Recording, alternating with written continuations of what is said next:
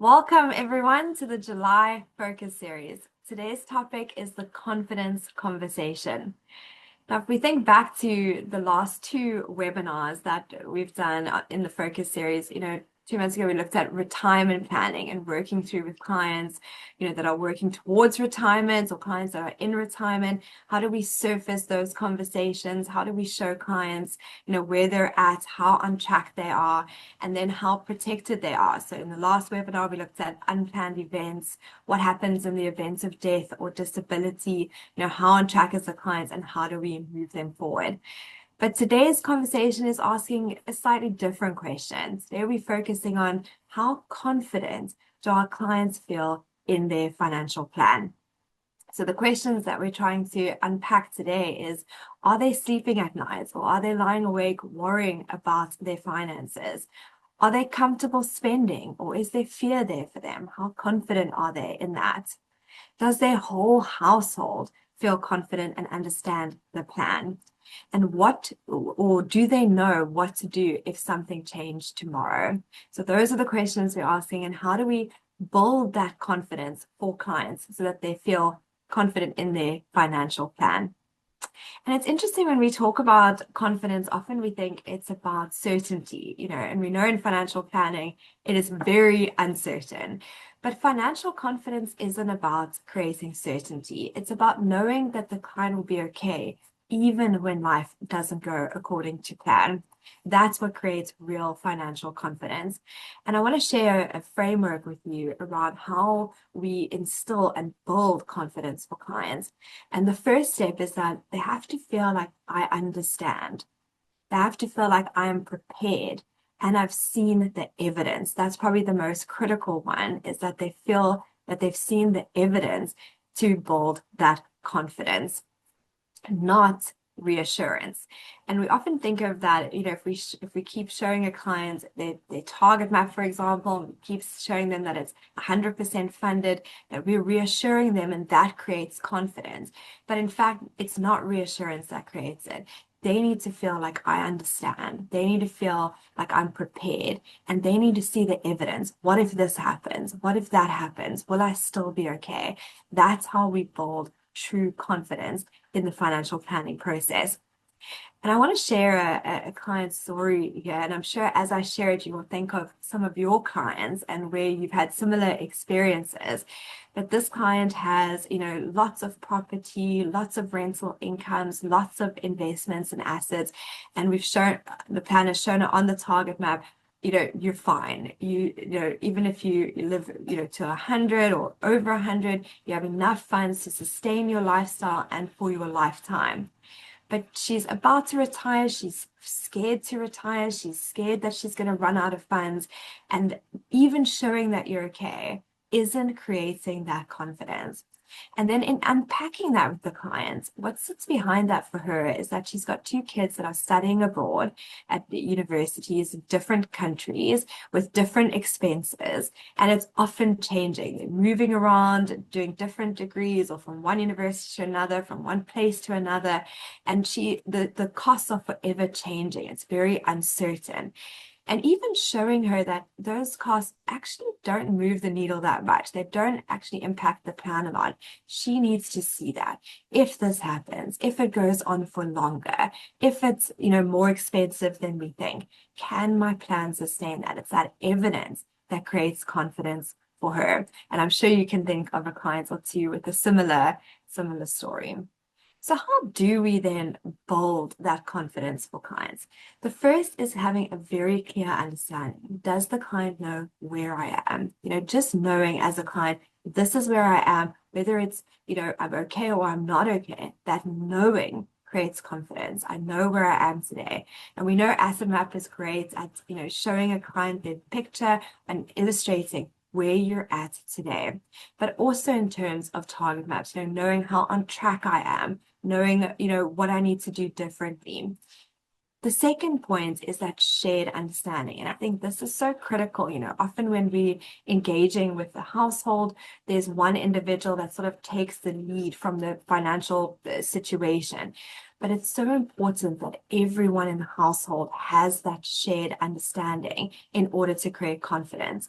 Otherwise, we're going through it with one individual. They may be on sharing it, but by that time, the confidence starts eroding. We need to bring everyone in and make sure everyone understands as well. And then the third point is around testing the plan. And this really speaks to that evidence as well. Have we explored possibilities? Have we uncovered any fears or worries or concern that the client has and illustrated that in the planning? So we need to test the plan and work through that with the client so that they can see the impact of that to really build confidence. And then lastly, the next steps. I know exactly what we do. If this happens, I know that this is the steps we take. If that happens, I know that these are the steps that we would move forward on. So that is how we build that confidence with clients. And I want to take you through a client example now of how we can illustrate and surface these conversations in the planning process to really instill that confidence. I'm just going to share again. So I've kept this example, rather simple, more to illustrate the conversations we want to surface. But this is Jack, he is retired. He is receiving a state pension. He also does have a retirement fund. He's got, some funding in a discretionary investment and some emergency funding. He's also got a property that is fully paid off and some life cover. And we do what we normally do by taking him through the retirement planning and working through what sort of income does Jack require in order to, sustain the lifestyle that he has in retirement. And we can see here that he needs £30,000 per annum, and that's from age 69 till 95, and it needs to keep up with inflation at 3. Then we've gone ahead and allocated the investments as well as the state pension and the defined contribution and GIA over here. So we've illustrated that. And we can see based on that plan that Jack is 105% funded. So we've shown him you're fine and you can sustain that lifestyle for as long as you need. But now how do we start surfacing this testing the plan conversation or working through and evidencing that we've gone through this discussion with the client? And one of the ways we can do that is start by working through, some of the assumptions. So perhaps, in a conversation with Jack, he says, we're using a 5% return, but what happens if we get 4% or, we don't quite get that 5%? We can then stress test the plan by showing the impact of that. And this is also a great way of surfacing conversations around why do we use a 5% return assumption there? What is our house view behind that or our research behind that, and sharing that with the clients. There again, we're evidencing, but we're also showing that we've had that discussion with them. In a few countries, including the UK now, one of the things they're looking at is not only disclosing assumptions to clients, but have you talked through that with them? Can you evidence that you've explained that, how you got to that assumption and why you're using that? But here I can have that conversation by saying, what if we don't get 5%? What if we only get 3% in terms of returns? What would that mean for you in terms of your sustainability of your income? And here we can see it drops to 91% funded, which means I can show the client on the cash flow that it means it's going to run out around age 90. Now, that's one way of expressing it. It's going to run out at 90. Another way of having that conversation is saying, if you're 91% funded, it means that you can sustain 91% of the income you require. So I could say, one of our options is to drop the income to around 90% of what you ideally want, or it's going to run out a bit earlier. But importantly is now I can surface other conversations. What about if that happens, we could, downscale on the property, release some equity there. That could be plugged into, fund that deficit. Or if the client has rental properties, we could talk about potentially selling those rental properties at that point. Not now, but if we need to. If this happens, these are the steps we're going to take. You can see how by having that conversation with the client around, if this happens, these are the things we're going to do. We're answering that question. We're creating understanding. We're ensuring the client is prepared. They know what the next steps will be. and we're evidencing that here. Other conversations that's great to surface around assumptions is things like the inflation. We're assuming 3%. Why 3%? And opening up that conversation. But what if it is more than that? What if that inflation is actually 4% in reality? What would the impact be then? And again, we can talk through what different decisions we can make should that happen. Another one that comes up quite a bit is, clients worrying about what if there is a market drop? What if there's a loss of 10% in year one and my funds drop by 10%? What would I do then? What would that impact be? So we can see this client has about £570,000 in assets.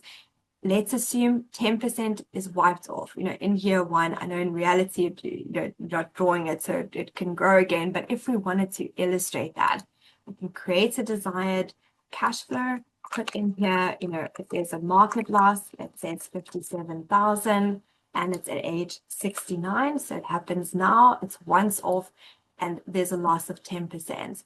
What's the impact of that? Again, we can have that conversation around then we could reduce what we're drawing, or we could bring in other assets at some point in the future. Okay. And then there's conversations around things in the family. And this happens, this comes up a lot in conversations with clients. What if my kids need help at some point? How will I do that? Let's bring that in, show the impact of that.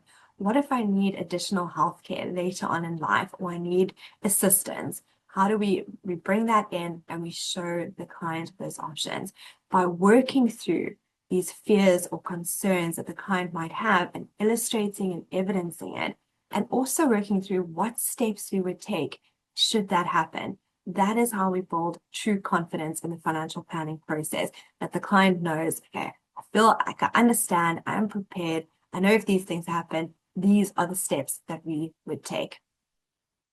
Okay.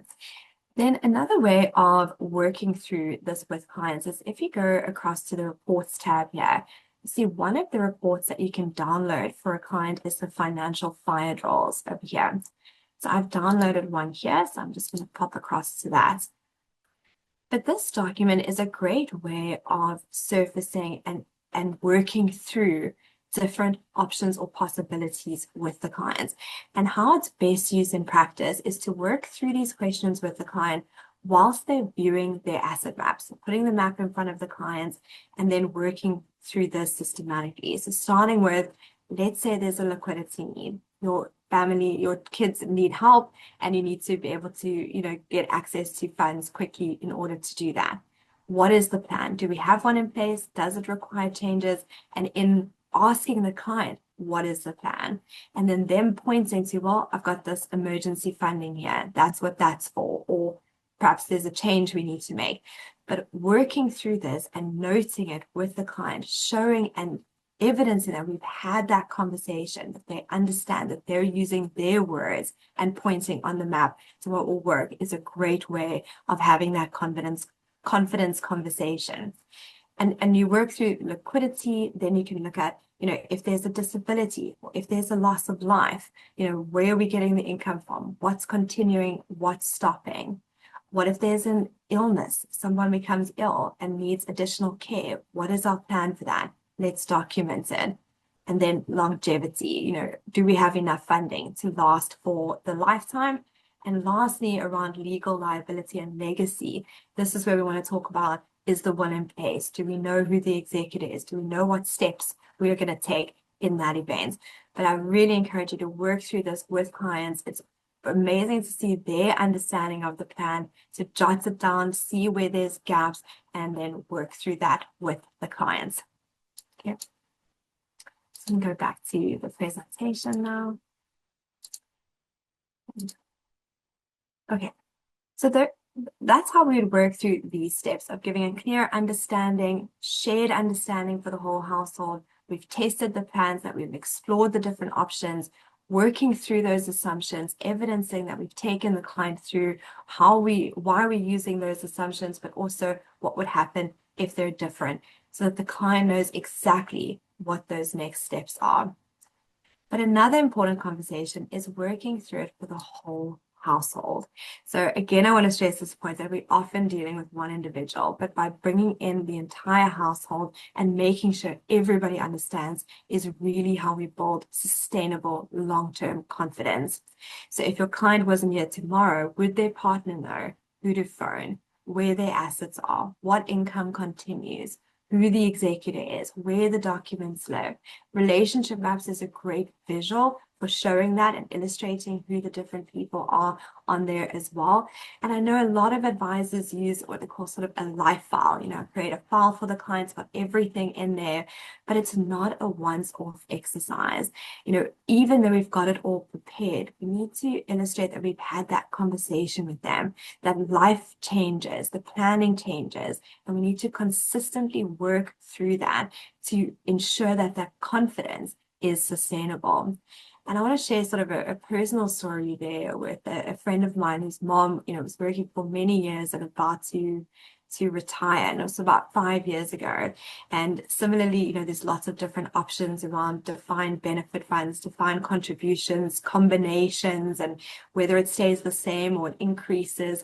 And she had worked through all of that with the advisor, the appointed by the company, and they taken her through all the different options, what it means, what the impact would be, preparing her, and then she made that decision. And one of the options that was selected, that is, in the event of her death, the income would continue for the spouse, but at 50%. Anyway, so that's how it started. And 5 years down the line, I get a call from my friend saying, my mom's a bit panicked. She thinks the income is now dropping because it's been 5 years to 50%. So obviously misunderstanding that with what happens, in the event of death.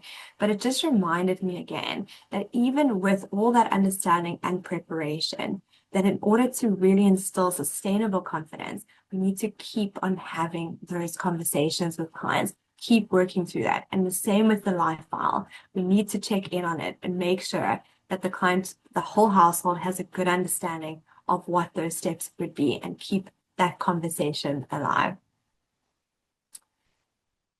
And then in closing today, I want to talk through this confidence scorecard. Now, I know a lot of you use different tools to send questionnaires or surveys to clients. You might use the Gallup process, but this is just another example that you can use, because I think it's important to ask, how do we measure whether clients feel confidence in the plan? And not just the main individual that we're working with, but each member of the household. And it might even be important to work through it with the individual, sort of, with where they can do it confidentially, where they don't have to share it, so that they really honestly reflect on how confident they feel. And this scorecard talks to, does the client understand my financial position, rated from 1 to 5? How much you feel you understand your financial position? Do they feel that they know what they're working towards? Do they believe their plan can handle setbacks? Do they know what would happen if something happened to their partner? Do they feel comfortable making financial decisions? And the last one, which I really love, is, would you recommend this plan to your spouse or children if they had to manage it tomorrow? By working through this with each member of the household, we can gain a good understanding of where their confidence is at. And what's interesting is the advisors that I've seen share these types of questionnaires out, as well as the research that we've seen. Sometimes the results really are shocking, in that you think that this client, we've gone through the plan, we've done the process, they'll feel confident, and the result comes back at 50%. But it always highlights then where those gaps are. And then we can start working towards, building confidence in that space. So this is an example one, but I'd urge you to start having these conversations with clients around rating how confident they feel, asking questions like, what concerns you? What would create confidence for you? What would make you feel confident? Those are the questions that are going to help us move that forward. Right. So thank you very much for joining today. If you can think about, in your process, where are you going to bring that confidence conversation in? Thinking about it in terms of, does my client have a good understanding, preparation, and have we worked through the evidence so that really tested the plans, so that they know whatever happens, this is the impact and this is what I'm going to do differently. And then measure it. Ask clients, how confident they're feeling and what would truly give them the confidence. Thank you very much.